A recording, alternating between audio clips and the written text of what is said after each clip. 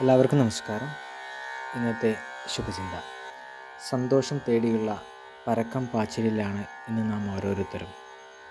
പണവും പ്രശസ്തിയും ആഡംബര ജീവിതവുമെല്ലാം നമുക്കൊരുപാട് സന്തോഷം തരുമെന്നുള്ള വിശ്വാസമാണ് ഇതിലെ പ്രധാന കാരണം. ജീവിത വിഭവങ്ങളും ഭൗതിക സാഹചര്യങ്ങളും മുമ്പത്തേക്കാളേറെ നമുക്കിന്ന് ലഭ്യവുമാണ്.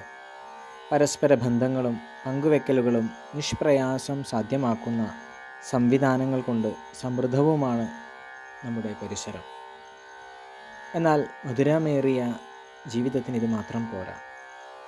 നാം തേനീച്ചകളെപ്പോലെ ഒരുമയോടെ ജീവിക്കണം. എല്ലാവർക്കും നന്മകളുണ്ടാകട്ടെ. എല്ലാവർക്കും ജീവിത വിജയം ഉണ്ടാകട്ടെ. നന്ദി, നമസ്കാരം.